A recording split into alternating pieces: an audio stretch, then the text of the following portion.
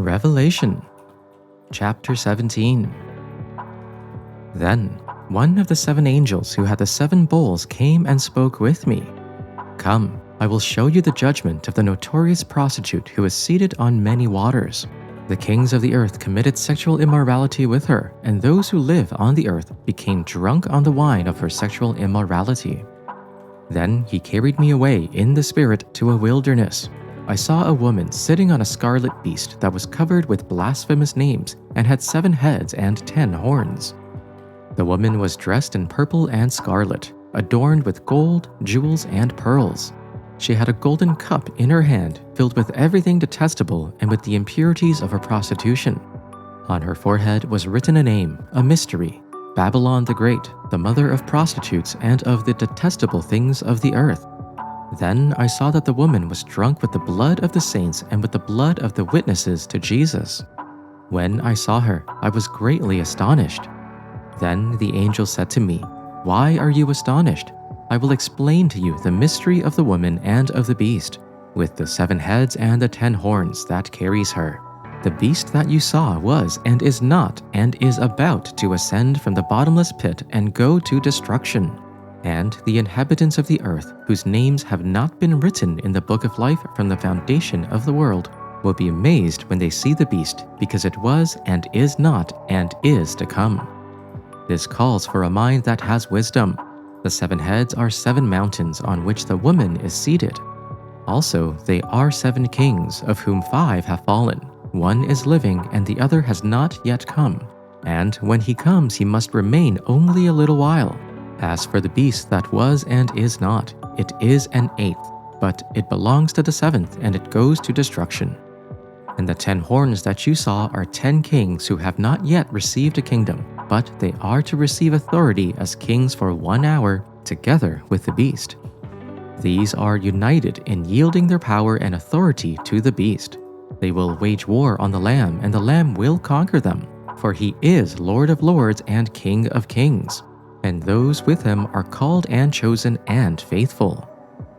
Then the angel said to me, "The waters you saw, where the prostitute sits, are peoples, multitudes, nations, and languages. The beast and the 10 horns you saw will hate the prostitute. They will bring her to ruin and leave her naked. They will eat her flesh and burn her with fire. For God has put into their hearts to accomplish this purpose by agreeing to hand over to the beast their royal authority until God's words are fulfilled. The woman you saw is the great city that rules over the kings of the earth." Zechariah Chapter 1. In the 8th month, in the 2nd year of Darius, the word of the Lord came to the prophet Zechariah, son of Berechiah, son of Iddo. "The Lord was extremely angry with your ancestors, so tell the people. This is what the Lord of armies says: Return to me. This is the declaration of the Lord of armies, and I will return to you, says the Lord of armies. Do not be like your ancestors, the earlier prophets proclaimed to them. This is what the Lord of armies says: Turn from your evil ways and your evil deeds. But they did not listen or pay attention to me. This is the Lord's declaration. Where are your ancestors now? And do the prophets live forever? But didn't my words and my statutes that I commanded my servants, the prophets, overtake your ancestors?" So the people repented and said, "As the Lord of armies decided to deal with us for our ways and our deeds, so he has dealt with us." On the 24th day of the 11th month, which is the month of Shabbat, in the 2nd year of Darius, the word of the Lord came to the prophet Zechariah, son of Berechiah, son of Iddo. I looked out in the night and saw a man riding on a chestnut horse. He was standing among the myrtle trees in the valley. Behind him were chestnut, brown, and white horses. Then I said, "What are these, my lord?" The angel who spoke with me said to me, "I will show you what they are." So the man who was standing among the myrtle trees answered, "They are those whom the Lord has sent to patrol the earth." Then they spoke to the angel of the Lord who was standing among the myrtle trees. "We have patrolled the earth, and the whole earth remains at peace." Then the angel of the Lord said, O Lord of hosts, how long will you withhold mercy from Jerusalem and the cities of Judah, with which you have been angry these 70 years? Then the Lord replied with gracious and comforting words to the angel who spoke with me. So the angel who spoke with me said to me, "Proclaim this message. Thus says the Lord of hosts, I am very zealous for Jerusalem and for Zion, and I am extremely angry with the nations that are at ease. For while I was only a little angry, they made the disaster worse. Therefore, thus says the Lord, I have returned to Jerusalem with compassion. My house shall be built in it, says the Lord of hosts, and a measuring line shall be stretched out over Jerusalem. Proclaim further, thus says the Lord of hosts, my cities shall again overflow with prosperity. The Lord will again comfort Zion and again choose Jerusalem." Then I looked up, and there before me were 4 horns. I asked the angel who was speaking to me, "What are these?" He answered me, "These are the horns that scattered Judah, Israel, and Jerusalem." Then the Lord showed me 4 craftsmen. I asked, "What are these coming to do?" He answered, "These are the horns that scattered Judah so that no one could raise their head. But the craftsmen have come to terrify them and throw down these horns of the nations who lifted up their horns against the land of Judah to scatter its people." Zechariah Chapter 2. I looked up and saw a man with a measuring line in his hand. I asked, "Where are you going?" He answered me, "To measure Jerusalem and to determine its width and length." Then the angel who was speaking with me went out, and another angel went out to meet him. He said to him, "Run and tell this young man, Jerusalem will be inhabited without walls because of the number of people and animals in it."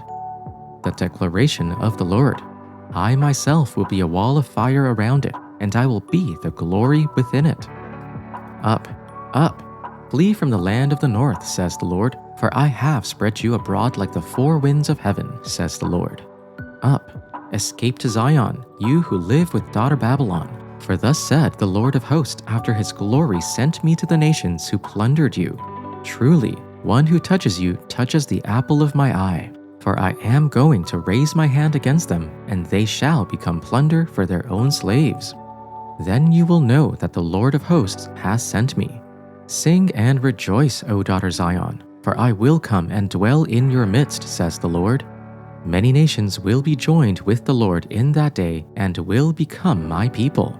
I will live among you, and you will know that the Lord Almighty has sent me to you.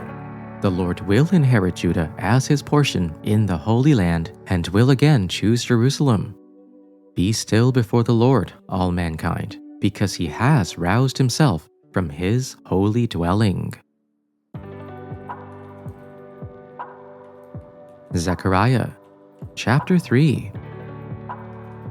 Then he showed me the high priest Joshua standing before the angel of the Lord, with Satan standing at his right side to accuse him. The Lord said to Satan, "The Lord rebuke you, Satan. May the Lord who has chosen Jerusalem rebuke you. Isn't this man a burning stick snatched from the fire?" Now Joshua was dressed with filthy clothes as he stood before the angel. So the angel of the Lord spoke to those standing before him, "Take off his filthy clothes." Then he said to him, "See, I have removed your iniquity from you, and I will clothe you with festive robes." And he said, "Let them put a clean turban on his head." So they put a clean turban on his head and clothed him with apparel, and the angel of the Lord was standing by.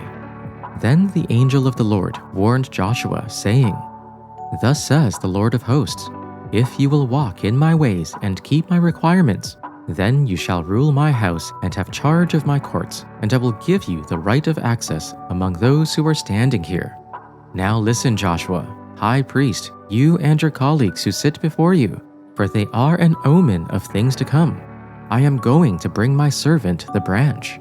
See, the stone I have set in front of Joshua.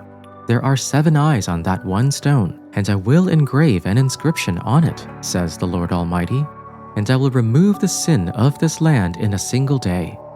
In that day, each of you will invite your neighbor to sit under your vine and fig tree, declares the Lord Almighty.